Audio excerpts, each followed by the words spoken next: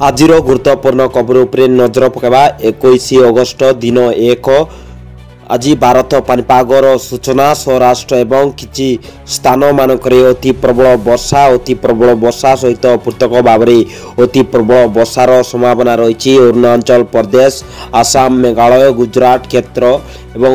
ମହାରାଷ୍ଟ୍ର ଏବଂ ନାଗାଲାଣ୍ଡ, ମଣିପୁର, ମିଜୋରାମ ଏବଂ ତ୍ରିପୁରାରେ କିଛି ସ୍ଥାନରେ ପ୍ରବଳ ଅତି ପ୍ରବଳ ବର୍ଷା ହେବାର ସମ୍ଭାବନା ରହିଛି। ବିହାର, ଛତିଶଗଡ଼, ପୂର୍ବ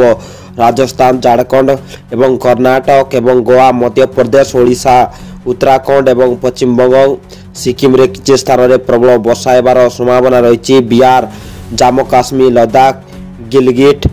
ବାଲ୍ଟିସ୍ତାନ ଓ ମୁଜାରାବାଦ, ଝାଡ଼ଖଣ୍ଡ, ଓଡ଼ିଶା, ତେଲେଙ୍ଗାନା ଏବଂ ପଶ୍ଚିମବଙ୍ଗ ଏବଂ ସିକିମର କିଛି ସ୍ଥାନଗୁଡ଼ିକରେ ଘଡ଼ଘଡ଼ି ସହିତ ଝଡ଼ ବର୍ଷା ଏବଂ ଜଳତୋଫାନ 30 ରୁ 40 କିଲୋମିଟର ପ୍ରତି ଘଣ୍ଟା ହେବାର ସମ୍ଭାବନା ରହିଛି। ପବନ ବଜ୍ରପାତ ସହିତ ଅରୁଣାଚଳ ପ୍ରଦେଶରେ, ଆସାମ ଏବଂ ମେଘାଳୟରେ, ଛତିଶଗଡ଼ ଉପକୂଳ, ଆନ୍ଧ୍ରପ୍ରଦେଶ, ପୂର୍ବ ଉତ୍ତରପ୍ରଦେଶ, ଗୁଜରାଟ ରାଜ୍ୟରେ, ହିମାଚଳ ପ୍ରଦେଶ, ମଧ୍ୟପ୍ରଦେଶ, ନାଗାଲାଣ୍ଡ, ମଣିପୁର, ମିଜୋରାମ ଏବଂ ତ୍ରିପୁରା, ରାଜସ୍ଥାନ, ତାମିଲନାଡୁରେ ଏବଂ ରାଜସ୍ଥାନରେ ଏବଂ କର୍ଣ୍ଣାଟକ, ଗୋଆ ଏବଂ ସୌରାଷ୍ଟ୍ର ଏବଂ କଚ୍ଛର ପୃଥକ ଭାବରେ ସ୍ଥାନରେ ପ୍ରବଳ ପୁଷ୍ଟ ଭାବରେ ବହିବାର ସମ୍ଭାବନା ଅଧିକ ରହିଛି। ସୋମାଲିଆ, ଓମାନ ଉପକୂଳ,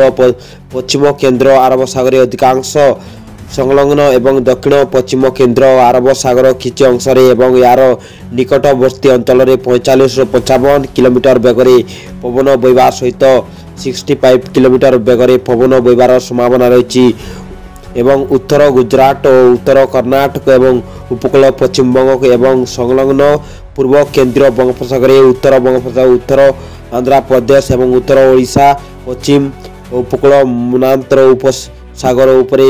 40 ରୁ 45 କିଲୋମିଟର ବେଗର ପବନ ବହିବାର ସମ୍ଭାବନା ଅଛି।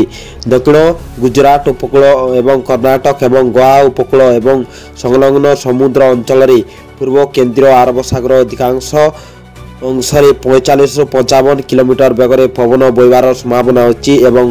ବେଗର ପବନ ବହିବାର ସମ୍ଭାବନା ଅଛି ଏବଂ ଝଡ଼ ବର୍ଷା ହେବାର ସମ୍ଭାବନା ରହିଛି ବୋଲି ଭାରତୀୟ ପାଣିପାଗ ସୂଚନା ଦେଇଛନ୍ତି।